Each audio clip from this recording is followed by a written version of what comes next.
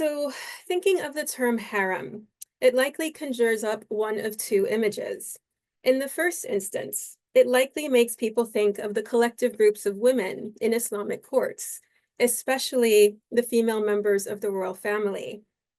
And you see such a group of women depicted here in this painting of the birth of Prince Salim. Secondly, the term harem probably brings to mind the idea of designated space within palaces for these women, an idea that leads one to imagine a closed-off, secluded area where the women of the royal court lived, and to which the only men permitted to enter were eunuchs and immediate male members of the royal family. And again, you can see this idea represented in this painting as well. The only men present are located outside the walled in enclosure of the harem space, except for the beardless eunuchs present among the seated women. It is the designated female space that is the subject of this study. Specifically, I will be exploring the idea of women's space in the context of the Mughal court, a space referred to as the zenana. While the place of elite Mughal women in social, political, and artistic spheres has garnered scholarly attention, the same cannot be said of the physical space that they occupied, the zenana. I first became curious about the zenana when visiting the great Mughal kilas.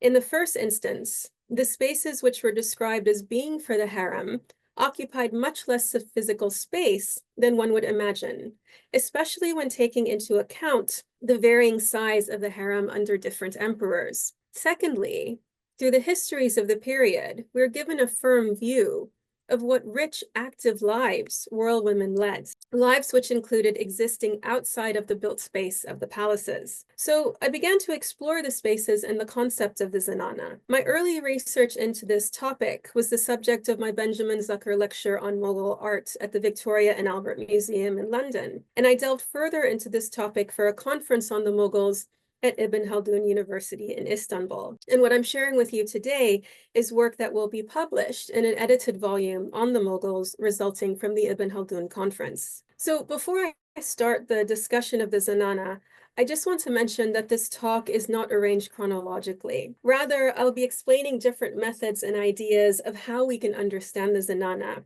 So we will be moving forward and backward in time as these different ideas are discussed. So, moving right along, this talk will seek to create a greater understanding of royal female space in 16th and 17th century Mughal South Asia through the examination of surviving architecture, particularly in the imperial capital cities, and by investigating how the palatial zenana is represented in Mughal painting, and also by examining contemporary written accounts, both Mughal and European. It becomes possible to extrapolate information and build up a picture of what spatial elements, architectural features, or indeed buildings themselves were part of the zenana's designated space. Although I'm sure this is known to many of you, here you have a list of the first 6 Mughal emperors and their regnal dates, as well as a map showing the extent of the Mughal Empire at the beginning of the 17th century. The cities designated as imperial capitals, Fatehpur Sikri, Delhi, Agra, and Lahore, are all visible, and we'll soon be discussing the Mughal kilas, or the fort palaces, in each of them, in our exploration of zenana space. The zenana, whether within a palace or a royal encampment, was meant to be inaccessible, segregated through physical means from its surrounding spaces by walls or tented enclosures. This limited access went beyond the physical realm, being also a result of a lack of written documentation available on the Mughal zenana. If any descriptions were recorded, they were very sparse. But it's possible, however, to tease out some relevant information from these sources, as we shall see. First, however, let us establish the parameters of the zenana. In studies on Mughal architecture, the term zenana is defined merely as the women's quarters. As a spatial construct, however, what does that really mean? How was the zenana demarcated? And how much space did it actually occupy? How many women were able at any one time to reside within it? 16th and 17th century texts make it clear that the zenana was not always a static space. It changed over time, being more fluid and adaptable in the early Mughal era, particularly during the reigns of the first two emperors, Babur and Humayun. As time progressed, from Akbar's reign to Shah Jahan's, the notion of the zenana space became more constant and more fixed. Prior to the construction of Akbar's great kilas and the modifications, expansions, and rebuilds of Jahangir and Shah Jahan, there appears to have been a less rigid distinction between what was designated as male or female space. The shifting nature of gendered space in the early Mughal period coincided with the fact that specific circumstances or situations could alter the functional use of certain localities. For example, Babur's main royal garden in Kabul, the Chaharbagh, was one of the earliest Mughal palace residential gardens, and, as Laura Parodi states, served as a direct forerunner of Mughal palaces. There, different occasions dictated who was present in various parts of the garden at any one time. Specific sections of the Chaharbagh were allocated for different purposes. For example, one area was designated for the erection of the Divan Khane pavilion, used by the emperor for public audiences. Other areas, like the Orta Bagh, also called a middle garden, which served as an intermediary space between areas of the garden which were fully public and completely private. They were more ambiguous space, used by either men or women, depending on the occasion. During the celebration of Akbar's circumcision, for example, the Orta Bagh was designated for ladies' use. And in this wonderful allegorical scene of the celebration of Akbar's circumcision, we can see that the middle section of the represented garden has been given over for the use of the royal ladies. The fluidity of gendered space in royal gardens continued during the reigns of later emperors, as is evident in Jahangir's description of who he met with in Kabul's Sharara garden when he stayed there in June 1607. In his autobiographical memoirs, the Jahangirname, he states that, as long as I was in Kabul, I held conversations, sometimes with my intimates and sometimes with the ladies of the harem, in the Sharara garden. So with the construction of palace space at Akbar's new kilas, the demarcation of gendered space became more rigid, but still not permanently divided. From Jahangir's reign, however, gender division of built space is fully instituted. But in order to understand the architectural and spatial parameters of the palatial zenana, there is a key question which must be asked. Was the zenana indeed solely women's space? It's commonly understood that certain men were able to enter the confines of the zenana: the emperor, the royal princes, and the eunuchs employed to guard the royal women. And we see here, for example, in this painting on the right, the Emperor Humayun within the zenana among the women. However, in terms of the zenana being a residential space, the common assumption is that it was only where the royal women and their attendants lived. What seems to be consistently forgotten, unacknowledged, or even unknown, however, is that the Mughal zenana was also the location of the emperor's private residence, the imperial Khwabgah or Aramgah. Acknowledging this immediately alters the interpretation of the zenana as only women's space. That the emperor's Khwabgah or Aramgah was an established part of the zenana is both implied and stated in Mughal court histories. For example, in the Akbarname, the official court history of Akbar's reign, written by Abul Fazl, we are told an account of the young Akbar staying with Mirza Askari in Kandahar. This account alludes to the governor's private chambers being in close proximity to areas where elite women of the harem were permitted. We are told that Mirza Askari gave Akbar a room near his own at the top of the citadel, and that key royal women, including Mahim Agha and Gigi Anaka, served him constantly. And from this, we can extrapolate the fact that the royal women were freely coming and going from Akbar's chambers, freedom of movement that would only have been permissible within the zenana. Several other inferences to the zenana containing private imperial quarters occur within the Akbarname. When Akbar's mother arrived at Rohtas, he took her into the imperial quarters with all honor. Similarly, when the ladies of the harem caught up with Akbar en route to Kashmir, he held a banquet for them in his quarters. So again, with these two examples, the space allotted to the women appears to merge with the emperor's private quarters. Direct references, however, also exist that place the emperor's private quarters within the zenana. Describing Akbar's building habits, in his Aini Akbari, Abul Fazl states, His Majesty has made a large enclosure with fine buildings inside, where he reposes. Though there are more than 5,000 women, he has given to each a separate apartment.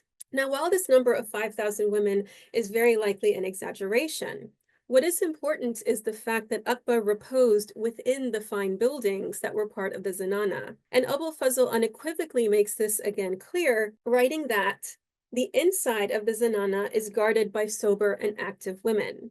The most trustworthy of them are placed around the apartments of His Majesty. Another anecdote within the Akbarname makes the same case. When Akbar confined his eldest son, Salim, in the zenana at Agra Fort for misbehavior, Salim's sisters had access to him. This occurrence is referenced not only in the Akbarname, but also in Muhammad Hadi's preface to the Jahangirname, where we are told a bit more information. There, Hadi writes that after Salim arrived in the zenana, Akbar chastised him and told him to remain in our palace for a few days so that we can have you treated and restore your constitution. So Akbar actually states that the zenana is his palace, that his palace is within the zenana. There, trusted servants were able to watch over Salim, and he was visited every day by his stepmother and his sisters. So clearly then we see again this free movement of the royal women to come and go from Salim's chambers, which only could have happened within the zenana. Written accounts make clear that this fusion of male and female space within the zenana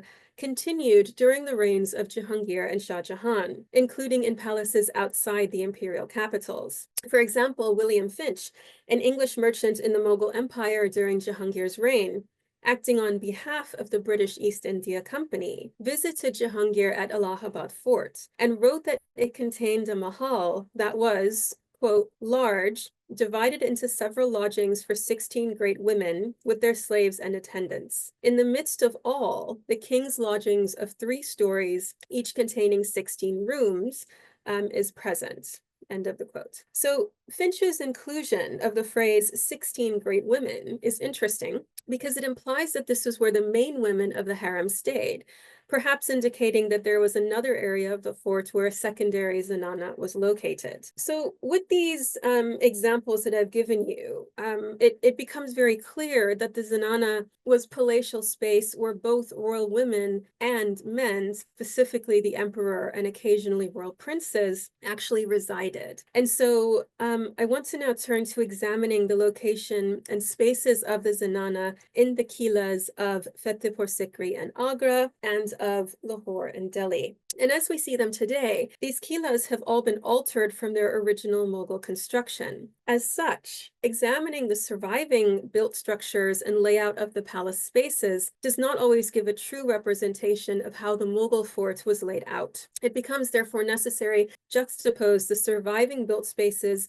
with their written descriptions from the 16th and 17th centuries in order to make deductions about the original royal zenanas. What must have been considered the ideal of harem space during Akbar's reign was described by Abul Fazl in his Aini Akbari, in the already quoted passage that described a large enclosure with fine buildings inside and separate apartments for the 5,000 women of the harem. Now again, that's a very highly embellished number, but it must refer to not only Akbar's wives and female family members, but also to their ladies in waiting, to the attendants, to the servants, and others, including the aforementioned female guards, but then also probably female musicians and craftspeople and artists who would have been present amongst the royal women. So then we come to the question of where was the space in Mughal palaces to accommodate so many women? And so with that question in mind, what I want to do now is discuss what is known and what can be deduced about the zenana areas of the royal kilas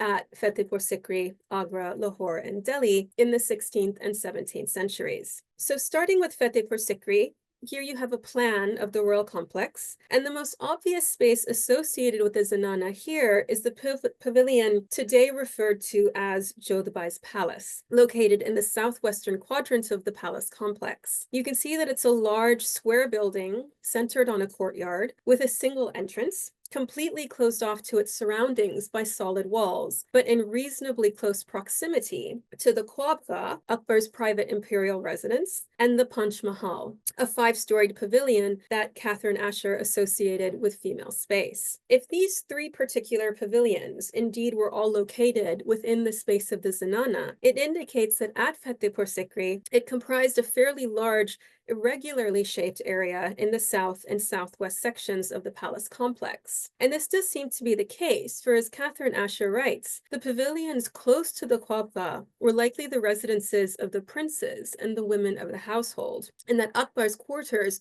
would have been connected to them by covered screens, so again giving an element then of privacy. It's also likely that the pavilions constructed in the western section of the palace, adjacent to the Taj Mahal, were also designated for the harem, and this would have placed them in close proximity to the Hatti Pole, the entrance gate into the palace complex that was used by the royal women. While the configuration of Akbar's palace complex at Fatehpur Sikri meant there was a spectrum of private to public space, it was clearly not applied in a rigid manner. The already discussed fluidity of gendered space in the Mughal context seems to have occurred at Fatehpur Sikri, blurring the spatial limits of the zenana with that of the semi-private spaces of the palace. As Asher noted, the Taj Mahal looked over areas reserved for the emperor and the royal household, and this includes the courtyard centered on the Anab Talao, the square pool with a platform at its center, accessed by four walkways. Immediately adjacent to the south of this courtyard is Akbar's Khwabgah, which here you see in the picture directly behind the pool. Yet,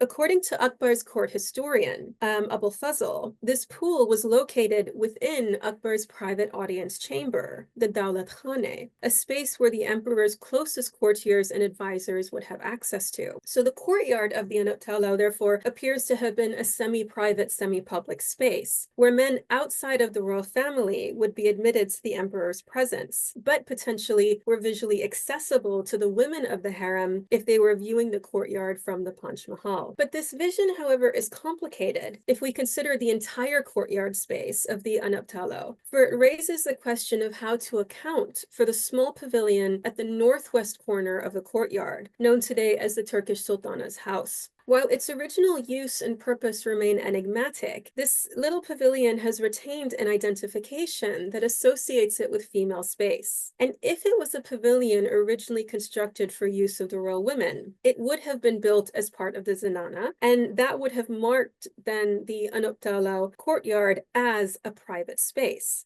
But if this was indeed the case, how can we reconcile it with Abul Fazl's description of the Anab Talao as a site where Akbar would meet with his close advisors? And this makes us return to the notion of fluidity of gendered space being present in early Mughal palaces. For it does indeed seem to be the case that the function of this particular courtyard and its associated structures would have constantly shifted depending on if it was in use by the harem or if it was in use by Akbar and his intimates. We have to remember that as we see the forts today, they're not dressed. This is naked architecture that we're seeing. And at Fatehpur Sikri and even the other forts, the structures were supplemented by tented pavilions, by shamayanas, by textile panels to create internal divisions of space. So in areas like the Anab Talao courtyard, we could easily have had spaces divided and created that were used by both genders as needed. Now, whereas Fatehpur Sikri remains an Akbari palace space, meaning the architecture of the palace complex was not substantially changed by his successors, so we're able to see the built palace of Akbar. This is not the case for the forts of Lahore, Agra, and Delhi, where the surviving structures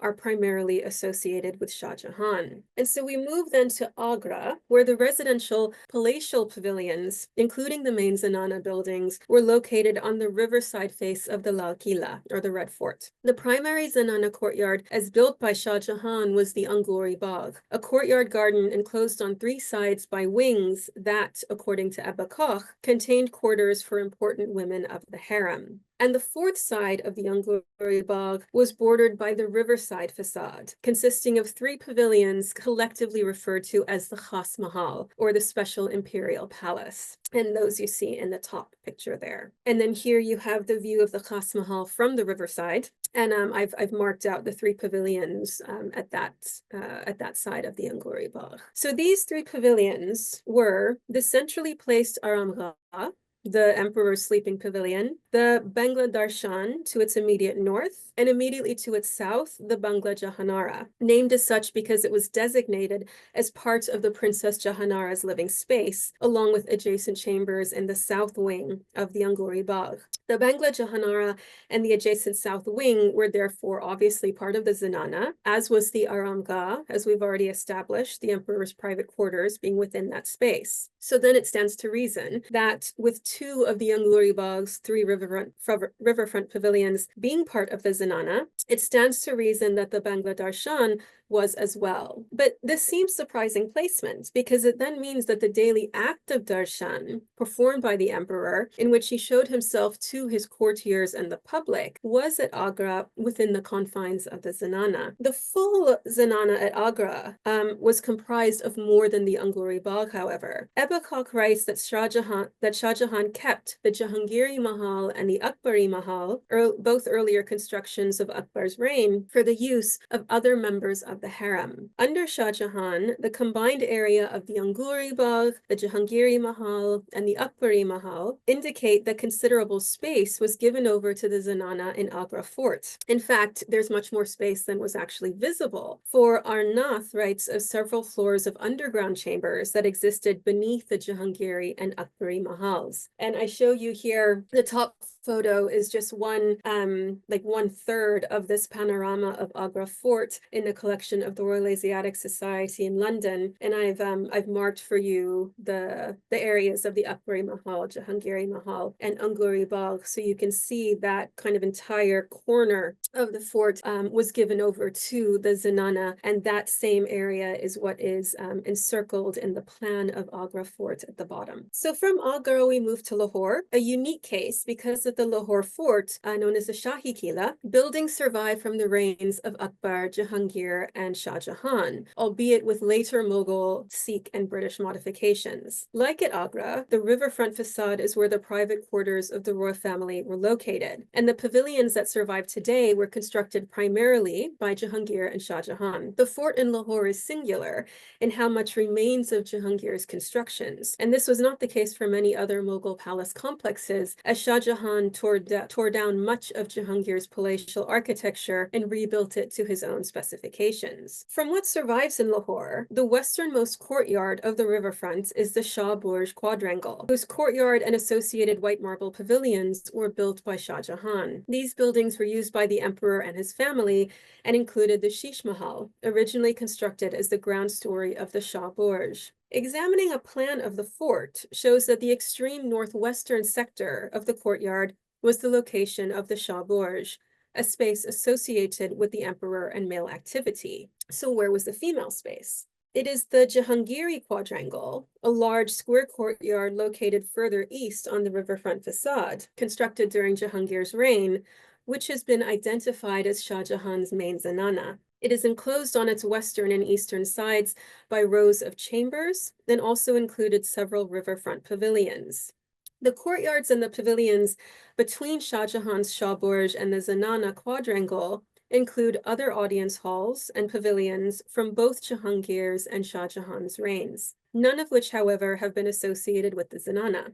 It is unlikely that the Jahangiri quadrangle would have been large enough to house the women of Shah Jahan's harem and their attendants and servants. And if we compare the scale of this quadrangle and the number of women it could house with the combined areas of the Anguri Bagh, Jahangiri Mahal, and Akbari Mahal at Agra Fort, we note that this is quite small here in Lahore in comparison. So where then could the rest of the Zenana have been located? Again, one of the lesser known features of the Shahi Kila is that it has extensive quarters constructed below ground, including below the areas of the Shah Burj and the Jahangiri quadrangle. And it could therefore be possible that a large portion of the designated zenana space was located in these subterranean chambers. And this would allow for the fort to accommodate large numbers while maintaining an external appearance of clearly defined space, with the residential pavilions placed along a single axis on the riverfront facade. Now, due to the fact that we still have a decent amount of surviving Jahangiri-era buildings at the fort in Lahore, and I encircle the area of the riverfront facade where we can see them, other than two of the structures within that yellow circle, the rest were all constructed by other than two of the structures that you can see within that circle, all of those were constructed during Jahangir's reign. So because we have so much then surviving, are we able to say anything about the zenana in the Shahi Qila prior to Shah Jahan's reign? Examining the Jahangir-era structures alongside European descriptions of Jahangir's Qila makes it possible to glean more information about the architectural space of the Shahi Qila during Jahangir's reign. The indication seems to be that Jahangir's palace configuration differed from Shah Jahan's, particularly in the placements of the harem's quarters. I already mentioned the English merchant William Finch.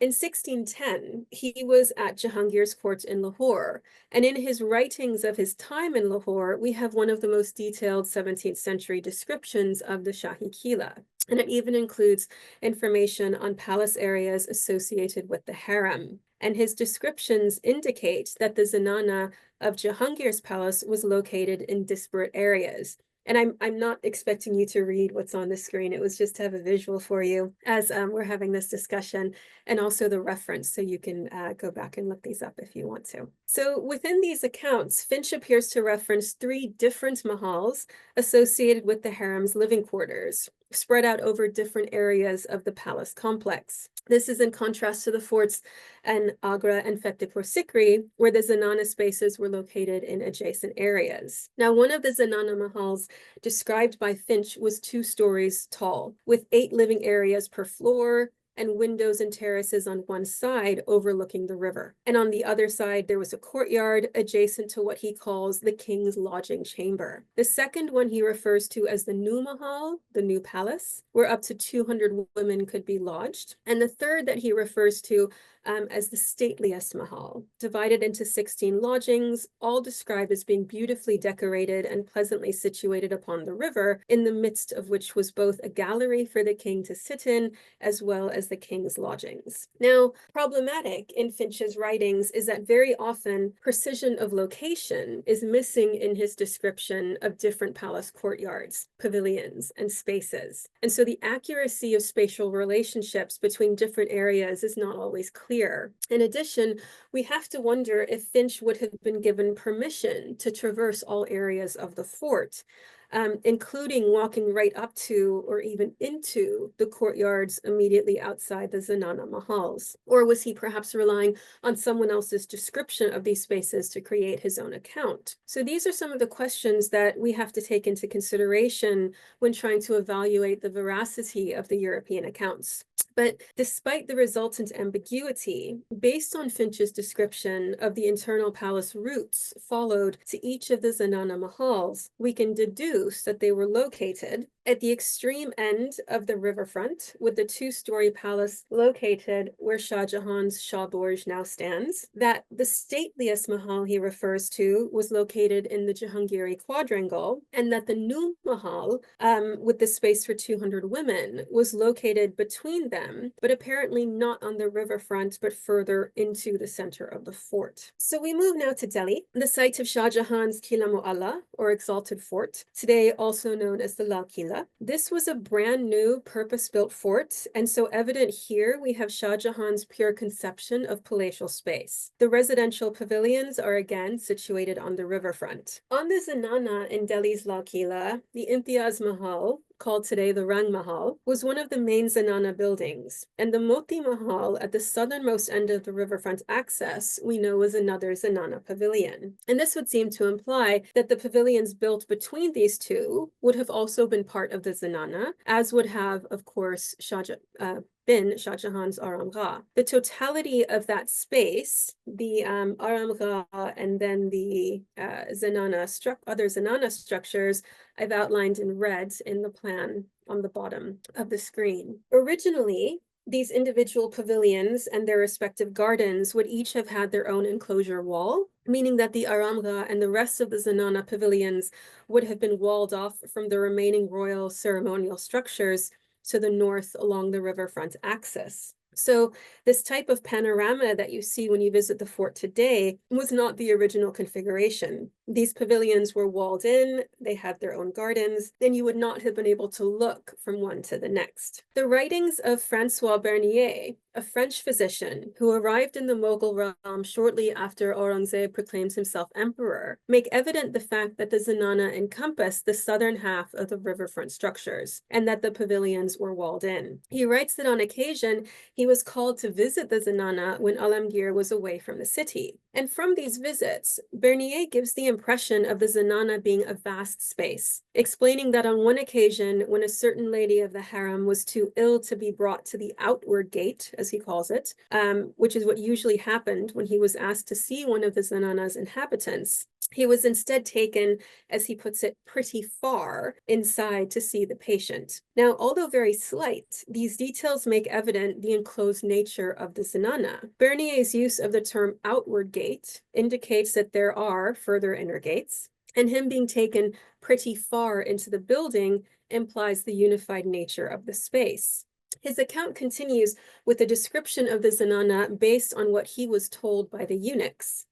And he writes, "They inform me that the seraglio contains beautiful apartments, separated and more or less spacious and splendid, according to the rank and income of the females. Nearly every chamber has its reservoir of running water at the door. On every side are gardens, delightful alleys, shady retreats, streams, fountains, grottos, deep excavations that afford shelter from the sun by day, lofty divans and terraces on which to sleep coolly at night. The eunuchs speak with extravagant praise of a small tower facing the river, which is covered with plates of gold, in the same manner as the two towers of Agra, and its apartments are decorated with gold and azure, exquisite paintings, and magnificent mirrors." Now, having examined the surviving architecture of the kilas in the imperial capitals, I want to now further explore the question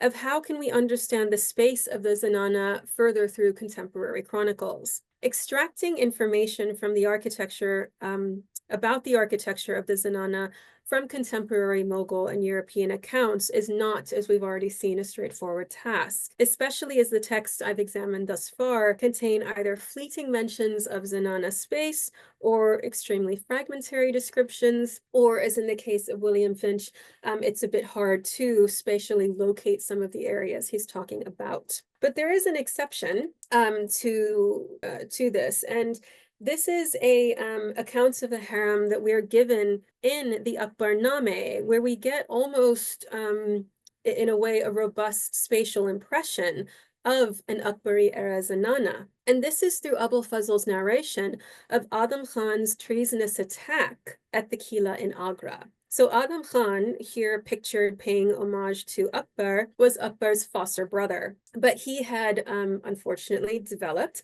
a habit of engaging in acts of sedition against Akbar, culminating in an assassination attempt during which Adam Khan and his followers stormed the Kila in Agra, in the process killing Atika Khan, who was one of Akbar's vakils. So on that day, the council, not including Akbar, met in the Daulat Khane Padshahi, translated by Wheeler Thaxton as the Imperial Palace, where Adam Khan stabbed Atika Khan. After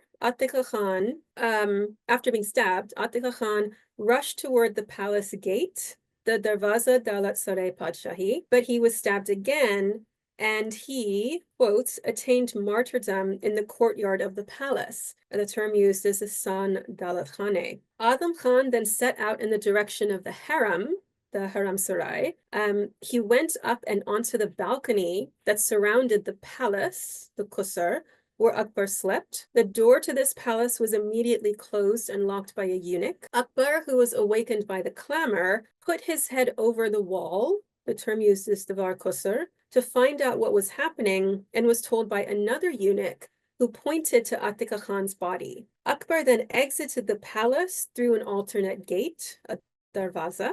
Then the one Adam Khan was trying to enter, and he traversed one side of the balcony, Safa, before seeing Adam Khan. They fought. Akbar knocked him out with a punch and then ordered him to be thrown to his death from the balcony. Now, this account, although describing a very violent attack, provides details of Akbar's Qila at Agra, particularly of the Zenana, a fortuitous telling, as his palace there was mostly altered or replaced during the reigns of Jahangir and Shah Jahan. And from this passage, it's known that there was a portal between the imperial palace, the Dalat Khane Padshahi, and the Zenana, the Haram Sarai, with a courtyard between the imperial palace and the said portal. Conversely, this means that the courtyard stood immediately outside the portal into the Zenana. Whereas Thaxton's translation of darwaza as gate might be true in a literal sense, within the context of the palace space under discussion, door or portal would be more fitting than gate, as the latter perhaps implies a grander, larger entranceway, like the gates leading in and out of the forts. The passage also relays that within the Haram Sarai was located a multi-storied structure. As Adam Khan went up onto a balcony around the palace where Akbar slept, his Aramgah, and it is from the same balcony that Adam Khan was ultimately thrown down from as imperial punishment. Bearing in mind existing palace architecture, Thaxton's translation of Safa as balcony, I think, raises questions, because normally what we find are railed terraces around palace pavilions rather than a proper balcony space. And indeed, in Beveridge's earlier translation of the Akbarname, he translates Safa as terrace, probably a truer translation given the architectural context. We are also informed of multiple portals being present within the Zenana area, evident from Adam Khan trying to enter one to get into Akbar's Aramgah, while Akbar exits from another. The imperial palace and the Zenana must have been in reasonable proximity to each other, as the eunuch telling Akbar of the commotion was able to point from where he was in the Zenana to Atika Khan's body in the courtyard. According to Thaxton's Akbarname translation, Akbar was able to look over a wall, which is how he could talk to the eunuch. And it's also after peering over this wall that Akbar then left his sleeping quarters. But again, that translation of looking over a wall is, I think, potentially questionable. Again, thinking about existing palace architecture, Akbar looking over a wall seems a bit odd with what we know of Mughal palace pavilions. And perhaps divar kusur in this context was instead meant to refer to a window. Indeed, in Beveridge's translation, he uses the phrase, he put his head outside the palace wall, rather than looking over a wall.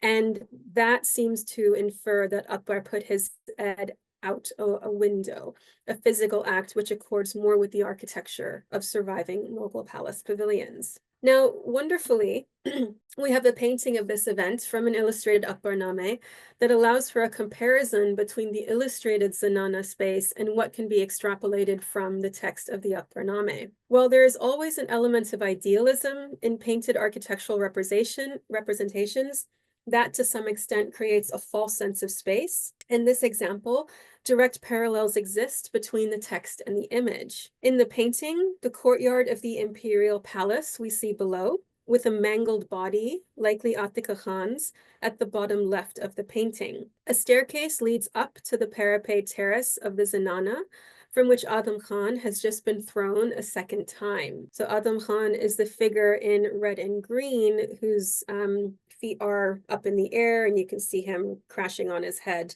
after having been thrown over the balcony. a second time. One enclosed terrace must be crossed before entering the courtyard where the doors into the different buildings of the zenana are located. The impression given in the painting is of multiple buildings closely set within the zenana, one of which is the emperor's arangah, the pavilion which stands behind Akbar with an open door. We don't see any royal women represented, mimicking their absence from the written account of Adam Khan's treasonous action and subsequent punishments. But they're present through their absence, however, as the other pavilions, some pictured with closed doors, speaks to the spaces that they occupy. Moving from Agra to Ajmer and from Akbar's reign to Jahangir's, brief mentions of architectural space associated with the zenana of Ajmer's fort are found in the written accounts of Sir Thomas Roe, ambassador from the court of King James I of England to Jahangir. Roe spent a few years at Jahangir's court in Ajmer from 1615 to 1619, frequently attending audiences in the Divan-e-Am and inserting himself into other Mughal court ceremonial activities, including the ritual darshan viewings. And here, in this damaged painting in the collection of the British Museum, you can see this wonderful depiction of a figure identified as Roe at one of Jahangir's darbars. Of note are Roe's statements that eunuchs were the only men able to enter the area where the lodgings or retiring rooms of Jahangir's house were located, that female guards were present in the same area, and that every morning Jahangir came to the Jaroka in this space. So from this, it can be inferred that the lodgings and retiring rooms Roe references are Jahangir's private quarters within the zenana. It's also implied from Roe's phrasing that the Jaroka, from where Jahangir performed his daily ritual, viewing in the morning, and from where he watched elephant fights at noon, was within these private quarters. And if this was indeed the case, because we can't say that with any 100% certainty, but if it was indeed the case, the configuration that placed the Jaroka at Ajmer within the zenana would have been a precursor to Shah Jahan's placement of the Bangla Darshan within the zenana at Agra's Lal Kila. In discussing the Jaroka, Roe also writes that Jahangir's courtiers were arranged below the emperor within a rail, in an area between the exterior walls of his private quarters and grounds where the elephant fights took place. And while not representing Ajmer, in this painting, we can see exactly what Roe is describing. Roe writes of an instance in which he too stood within the rail below Jahangir at the Jaroka. And so here you can see underneath the golden dome of the pavilion at the top of the painting, Jahangir peering out the Jaroka window. Directly below that, you can see a group of courtiers standing with a red rail behind them, courtiers to either side as well. And then beyond that, the open grounds where many more individuals are presented, but also where the elephant fights and other activities viewed by Jahangir in the afternoons would have taken place. So when Roe is writing of an instance where he was below the rail, below Jahangir at the Jaroka in Ajmer, we get more of an idea that he is explicitly placing Ajmer's Jaroka within the zenana. From his vantage point, looking up at the exterior facade of the Jaroka pavilion and its adjacent structures, Roe notes that any gift given by Jahangir was let down by a silk string operated by an old woman, and gifts given to him were pulled up in the same manner. In addition, and I quote, "At one side in a window were his two principal wives, whose curiosity made them break little holes in a grate of reed that hung before it to gaze on me," end quote. Now, aside from Roe's ego leading him to state that these women specifically wanted to look upon him, the mention of women looking from a window located to one side of the Jaroka places the Jaroka space within the zenana. And such a reed hanging, as Roe describes, is depicted in an Akbarname painting of Akbar's courtier, Kadam Khan, decapitating a servant about to attack the emperor, where women in the zenana are located in the upper tier of the painting, and those in the pavilion to the top left, which I've blown up for you on the left-hand side of the screen, are able to see through the reed hanging to watch the dramatic goings-on in the courtyard below. And we see, again, in a later 18th century painting, the continuation of the notion that the Jaroka was within the Zenana. For in this painting of Muhammad Shah watching an elephant fight, to either side of him, we see women of the harem also watching the event through reed hangings. Now, one of the concepts of the Zenana I find most interesting has to do with the harem on the move. And so leaving the built architectural space of the palace Zenana, the different types of spaces women occupied outside of it should also be examined. The ladies of the harem frequently traveled, both as part of the imperial retinue and of their own volition. And this included long-term journeys as well as short excursions to, for example, gardens or riverbank pavilions. In the historical chronicles from Babur's reign onwards are found many documented instances of such movements, continuing even once the great kilas of the imperial capitals had been constructed. And this therefore begs the question, how was the space of the Zenana defined when the harem was on the move? When traveling by land, a Zenana was certainly created within the royal camp. While this is an imaginary depiction, this painting nonetheless corresponds to descriptions of Mughal encampments. The large red enclosure in the middle created by red qanats or tent panels and pavilions, that is the royal enclosure, containing multiple pavilions, thrones, and a separate enclosed area for the harem to the left. Abul Fazl states that when the court undertook a journey, a two-story tent was set up for Akbar within the Gulal Bar, a grand enclosure, where the emperor worshipped and where he received nobles in the morning. Outside this tent, 24 smaller pavilions were erected, each separated by a canvas for the favorite women of the harem. Specifically on the encampment Zenana, we receive further enlightenment from Francois Bernier, who writes of Alamgir's encampments. Adjoining the royal tents of Alamgir are those of the begums and of the great ladies and principal female attendants of the seraglio. These tents are also enclosed on every side by rich qanats, and in the midst of them are the tents of the inferior female domestics and other women connected with the seraglio, placed generally in much of the same order according to the offices of their respective occupants. Now, Bernier's account corroborates the Mughal one of the Zenana tents being in an area immediately adjacent to the emperor's royal tent. His is even more interesting, however, for the fact that it includes the presence of female servants and attendants and the knowledge that there is a hierarchy in their ranks. His specific placement of what he describes as principal female attendants within the primary royal women, with the primary royal women, and in a space adjoining Alamgir's tent, juxtaposed with those of the inferior female domestics kept in the midst of the tented Zenana, indicates a very precise differentiation of space within the tented enclosures that likely mimicked that of the built palace space. A more vivid account of the royal encampment, specifically of spaces associated with the Zenana, is found in Muhammad Hadi's appendix to the Jahangir-Name. In it is his account of Muhammad Khan's taking Jahangir hostage on the banks of the Chenab River as the royal party traveled to Kabul from Lahore. And we are given this relevant information. We're told that he, meaning Muhammad Khan, went to the palace compound. Passing through the gate to the harem, he reached Muhammad Khan's pavilion and inquired after him. Muhammad Khan came out of his tent, and then he, meaning Muhammad Khan, proceeded to the great gate. At that time, a number of clerks and others were standing with 3 or 4 eunuchs in the palace courtyard in front of the gate. Muhammad Khan rode straight to the palace gate and got off his horse. Having dismounted, he hastened to the Ghusl-Khane with nearly 200 Rajputs in tow. When he got to the doors of the Ghusl-Khane, his attendants broke in the panels of the gate, which the gatekeepers had closed as a precaution, and stepped into the palace courtyard.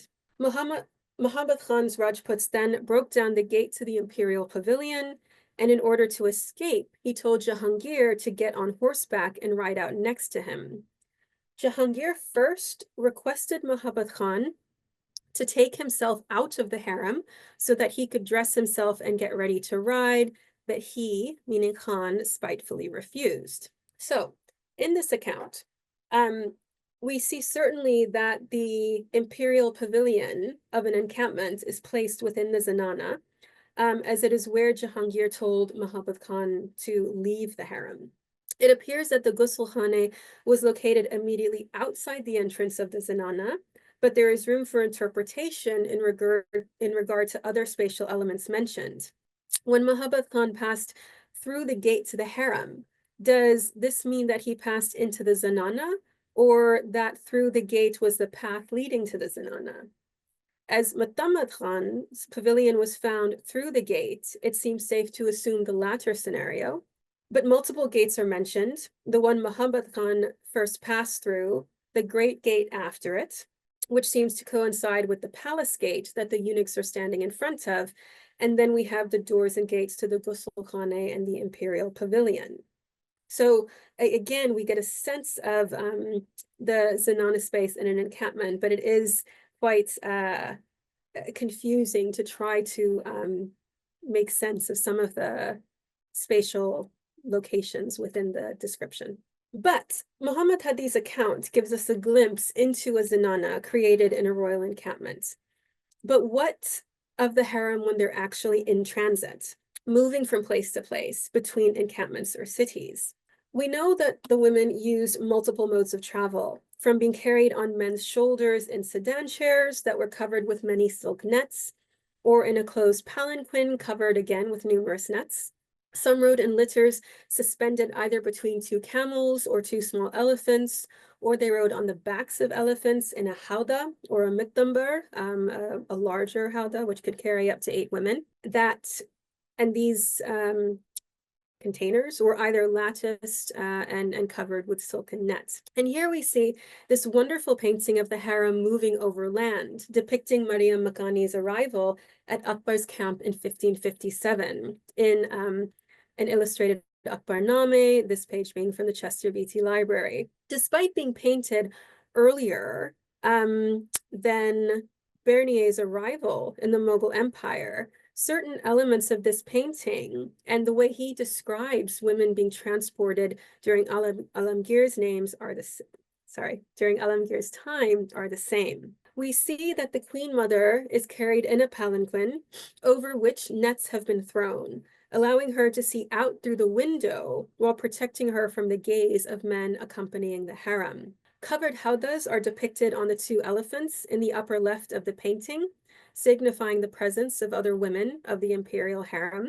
But most remarkable, I find, is this depiction of women on horseback at the bottom left of the painting, where we see 4 women sitting astride their horses, covered head to toe in full clothing to maintain parda, while being amongst the other riders and footmen, with only a small netted opening over their eyes to permit sight.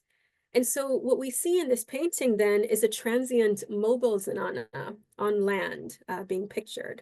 Now, one of the most famous examples of the harem on the move, I think, must be of Hamida Banu Begum's travels with Humayun during the years he searched for support and followers to take back his kingdom. It's well known that once they were married, Hamida Banu Begum accompanied Humayun as he traveled around Hindustan and beyond during his search for allies, after being run out of Delhi by Sher Shah Suri. Other ladies of the harem also remained in Humayun's retinue, as well as a few warriors, slaves, servants, and courtiers. Their journey was extremely hard and at times harrowing, and when reduced to minimal numbers before Humayun ventured into Safavid lands, Hamida Banu Begum and the other ladies must have traveled like these women on horseback in the Chester Beatty Library painting. The birth of Akbar took place during this tumultuous time, and we're told there was much rejoicing in the women's tents. And so that makes it seem that when the encampments were made, we did have, again, this demarcation of a zenana space within the camps. But zenana space existed even outside of these camps, within more rural or pastoral environments. Multiple examples of the ruler enjoying a celebration, holding parties, or spending time with members of the harem in some other fashion while outdoors exist. And here we see, for example, Babur meeting with his sister in an enclosure created outside of the city. This same princess pictured here, Khanzadeh Begum, features in the description of a banquet held by Humayun to celebrate the construction of Tilsim, a building on the riverbank in Agra. We're told in this event that Humayun sat on cushions with his aunt, Khanzadeh Begum, in the middle of a pavilion, while other members of the harem were arrayed to either side of them. And this must have been a celebration specifically for the harem because 28 women are mentioned by name in the Humayun Nameh for this particular event. And we're also told that there were a total of 96 begums there. So this clearly was, although a transient event, at the time of this celebration, the Riverside Pavilion and its surrounds were women's space and therefore could be considered a outdoor zenana during that time. The same could be said of the Zarafshan Gardens at Agra in the month leading up to Humayun's departure for Gujarat on the 18th of February, 1535. This garden was where he stayed during that time, and we know that every day ladies of the harem were in attendance on him. Each had their own tent, which was erected in a specific location appointed to them, with their proximity to the emperor depending on their status. It seems that during this time, however, other men were also present amongst the women, for Gulbadan Begum writes that when Humayun visited her tent, there was an assembly until the third watch of the night, and most of the Begums, sisters, bikas, aghas, agashas, singers, and musicians were there. So making clear that it was a group of both men and women, which raises a question for us of whether the royal women maintained purdah during these assemblies, where both sexes were present, or whether there were textiles used to create separate men and women's space when these events were taking place. Now, royal women did not travel only over land. They also frequently traveled by sea or by river. And some female members of the royal family are known to have undertaken the Hajj, traveling to ports on the west coast of Hindustan before embarking by ship to the Arabian Peninsula. Riverboat excursions also took place. On one occasion in 1574, Akbar and members of his court, including the harem, traveled east from Agra by boats on the Yamuna River. Abul Fazl writes that for this excursion, marvelous boats were created with, and I quote, delightful chambers, pleasure-giving belvederes, and even gardens that expert horticulturists would not have been able to make on land, end quote. Now, while not illustrating this precise river journey, this Akbarname painting that you see here, depicting ladies of the royal harem traveling by boat from Delhi to Agra in 1560, pictures how the harem would travel in these circumstances. Here we see a floating zenana, the enclosed tented palace pavilions used by the harem transferred to ships, allowing the women to travel while maintaining parda. The royal women are all hidden within the tents, while an old female servant sits in the central boat outside the three-story pavilion that belongs to Maria Makani, Akbar's mother. Male servants and attendants are also visible in the boats. In the central one are two beardless men, so likely eunuchs, and a young boy. A delightful detail of this painting is the depiction of the reed slats on the second story of the Queen Mother's pavilion, revealed beneath the textile covering that has been pulled aside. These types of slats, the same as those mentioned above in Ro's account, allowed members of the harem to look out of their pavilion and see their surroundings while at the same time prohibiting others from looking upon them. So with this talk, I've sought to create a greater understanding of royal female space in 16th and 17th century Mughal South Asia, as this is a topic that surprisingly has not to date received an in-depth study. This marks the early stages of my research undertaken to attain a greater understanding of the creation, planning, and use of the zenana within the Mughal context. And through the examination of surviving architecture, particularly in the imperial capital cities, by investigating how the palatial zenana is represented in Mughal painting, and by examining contemporary Mughal and European written accounts, it becomes possible to extrapolate information and build up a picture of what constitutes the zenana's designated space. Furthermore, we've seen that in order to truly understand the totality of how zenana space was used, it's necessary to acknowledge that it was a fusion of imperial male and female space. A comparison of the zenanas and the kilas of the imperial capital cities has indicated that there are continuities in the conception and creation of female space, particularly from Akbar's reign to Shah Jahan's, and that parallels exist between some of the planning of these spaces from one reign to the next. The palaces of Jahangir are a missing link, but from what has been discussed and determined in this study thus far, they're an extremely important one, and hopefully further research will bring more to light on the formulation of the zenana during his reign. Furthermore, it has been seen that the notion of the zenana as a static site, located only within the context of palaces, havelis, or other built environments, can definitely be challenged. Royal Mughal women existed within a much wider framework of physical spaces that occurred outside the palace context. And this is a rich avenue for further research and can potentially lead to a wider understanding of what constitutes female space in the Mughal context, and if such spaces can then be considered part of the zenana. So with that, I thank you very much for your time and attention, and I'm very happy to answer any questions that you may have. Thank you, Mehreen. That was just a wonderful, wonderful talk. It was, Zenanas, and you've read so many things in different books, and it always seems a place of intrigue and, behind the scenes activities, and, now we can also power centers. So this really gave us a peep behind all that and to see what really goes on and how they were so important. And how, like somebody said, that that the emperor stayed there too, made it all the more like a more powerful place and really like a power center. So and it was, some of the pictures and all are just amazing to see these things and like get a peep behind the veil like it was.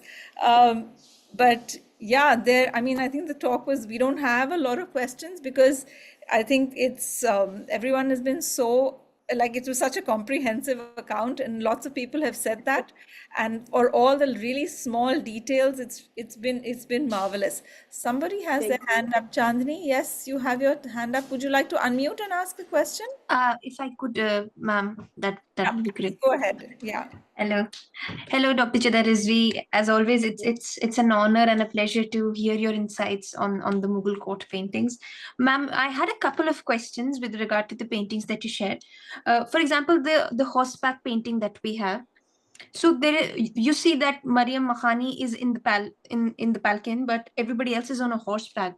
Does that indicate some sort of ranking, that because she's the mother of the king, that is why she's on the in that sort of a setup, and everybody else has to ride a horse? Or is it more to do with the ability to ride a horse that maybe the queen mother did not have?